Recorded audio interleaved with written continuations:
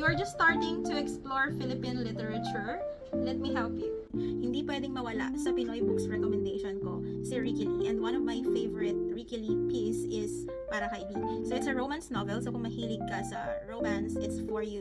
And I highly recommend this kasi ina-explore nito yung iba't ibang mukha ng pag-ibig, and the story follows the lives of 5 women, sila Irene, Sandra, Bessie, Erica, and si Esther. So yung stories nilang 5 ay nakasentro sa isang idea na sa 5 tao daw na umiibig, isa lang ang may happily ever after. So yun yung center idea ng Para Kay. It also contains controversial plotlines that challenge societal norms.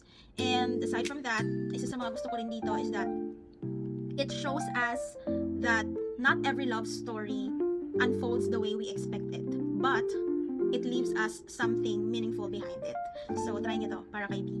Next, if you're into sci-fi, horror, thriller, or mystery, or even fantasy, I highly recommend that you read one of the books of Eliza Victoria. You can actually start any of her books because they're all good. Pero yung i-recommend ko is one of my favorite. This has a special place in my heart because this was my first Eliza Victoria novel. So the book is called Project 17. So it's a sci-fi thriller set in a futuristic Philippines. And ang kagandahan, hindi na siya sa Manila naganap. So sa ibang lugar naman siya. It's in the province of Bulacan. And the story starts when the main character, Lilian, naghahanap siya ng summer job and magkakahanap siya, magiging caregiver siya sa isang mysterious family. And dahil sa sobrang weird nung family na yon, mapapasearch siya, and yung mystery ay it's far more dangerous than she ever imagined. And ang gusto ko sa book na to is that aside from it's impossible to put down, every chapter raises more questions than answer.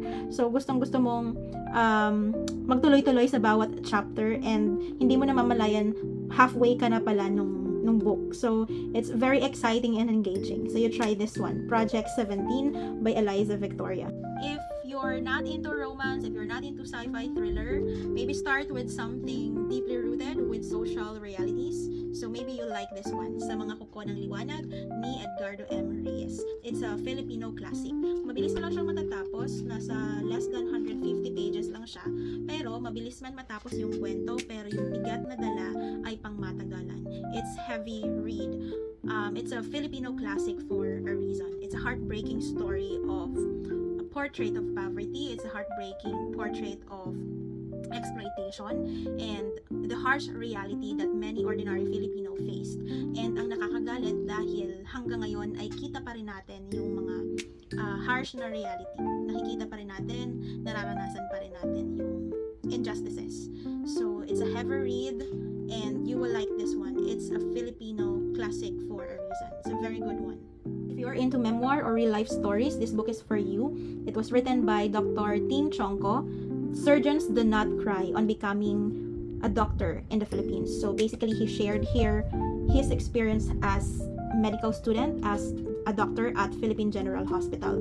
It's a very honest, it's very straightforward. Para ka lang kinukwentuhan ng mga experience ni Doc Chongco ng face to face. So ramdam mo yung raw, yung bluntness nung pagkakasulat.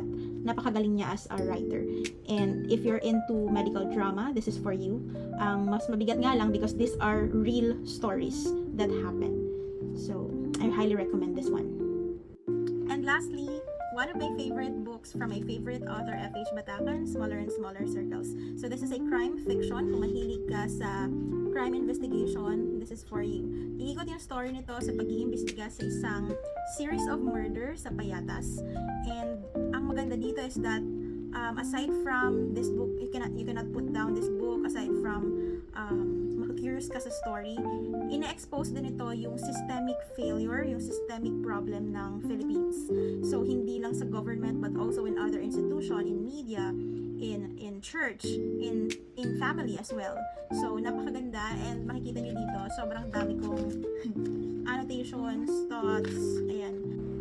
So again, these are perfect for beginners, and kung nabasa mo na tong mga books na to and you agree how beautiful these works are, Please share this video and let's spread and celebrate more incredible works of Filipino writers.